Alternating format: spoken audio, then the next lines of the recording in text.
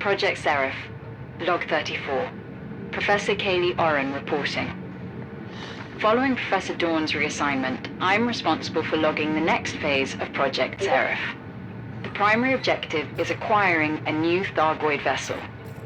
Our human-pilot integration tests aren't going to achieve much without one. The staging facility in HIP 22460 is up and running. Black Flight ships patrolling in anticipation of non-human activity. Ground teams are examining the system's 2 Thargoid surface sites in the hope of attracting a Thargoid vessel. According to Captain Stenson, our operation is textbook. I'm not convinced the captain could read a textbook, but I'll take him at his word. The permit check is still active in this system's nav beacon. I have to say, the considerable investment in securing that permit is impressive. Pass my thanks on to the relevant donors. Initial system scans aren't showing much promise. If the Thargoids are still interested in this system, they haven't left any recent evidence. Reports of strange encounters in the Pleiades sector have increased, though. Multiple pilots have claimed they were pulled out of hyperspace by an alien craft. As you know, this tactic was common during the First Thargoid War. I hope you understand we're potentially acting as bait out here.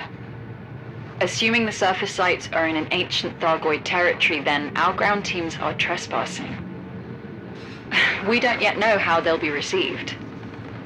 This risk has been calculated into your plans, I assume. I'll report again in a few days.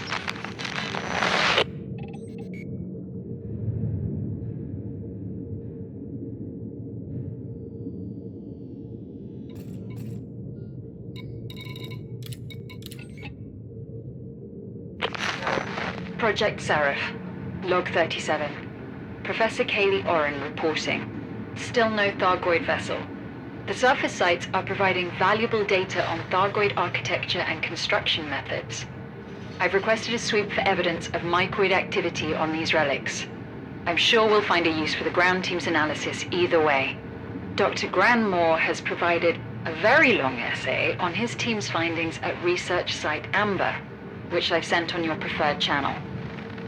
You should get comfortable before reading it. A cup of coffee or several would be smart too. As I said, very long essay. One interesting development relates to the disappearance of Subject D2. Our security team found several unauthorized messages which had piggybacked along our encryption network. The datapad that sent these messages belonged to Dr. Edmund Pierce. Evidently, he is not as good with technology as he is with bioengineering, so it was simply a matter of time until we noticed. Decoding these messages revealed Pierce has assisted D2's escape from the Oaken Point Infirmary.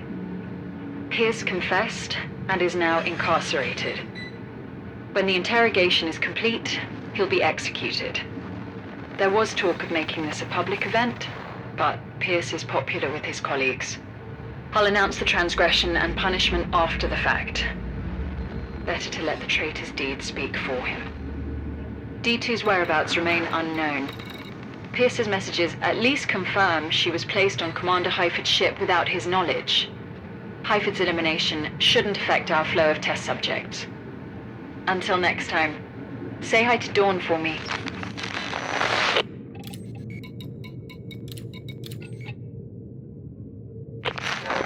Project Serif, Log 39. Professor Kaylee Oren reporting. One of our trade ships has encountered a possible Thargoid vessel. The trader jumped into HIP 22460 with a delivery for Research Site Bronze when it was yanked out of hyperspace. The pilot claims his modules were temporarily shut down.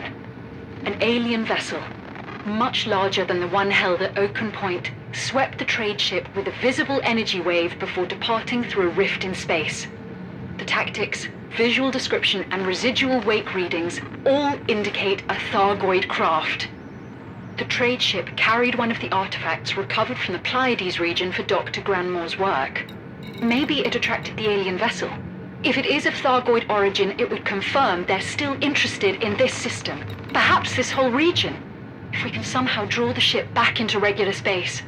Oh, surely Captain Stenson has a plan to disable it. I don't know what to make of the encounter.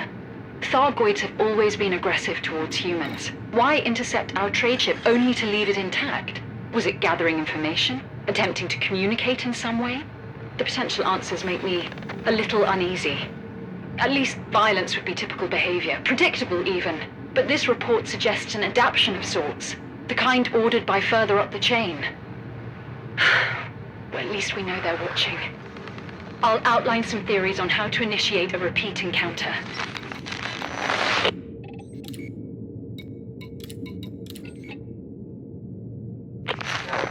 Project Serif, Log 42. Professor Kaylee Oren reporting. Less than an hour ago, a Black Flight squadron was intercepted by Thargoids. 7 Black Flight ships were en route from Research Site Bronze to Fort Asch. They picked up an unrecognized signal source and were ordered to investigate. What little telemetry we have shows the ships were attacked soon after dropping from supercruise.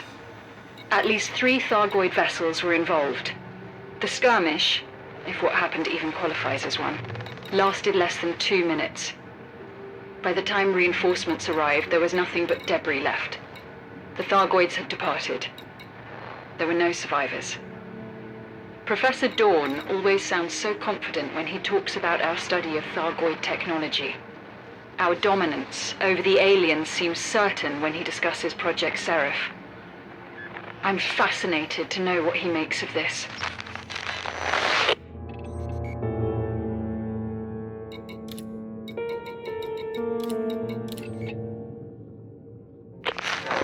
Project Serif, Log 51.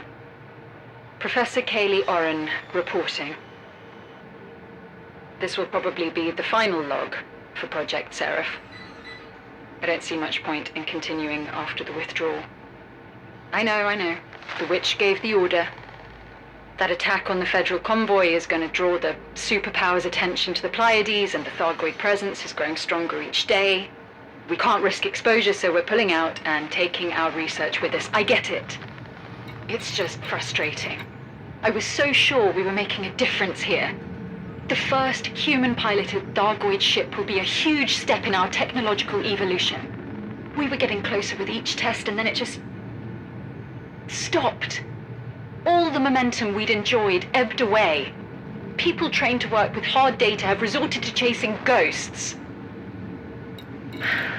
The objective was to find a new Thargoid vessel. As though it were just a matter of time. I guess you could say they found us instead. I'll arrange transport for the remaining test subjects. We have a few locations which could house them for a while.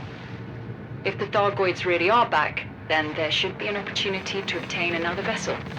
Eventually. Assuming they don't wipe us out first, of course.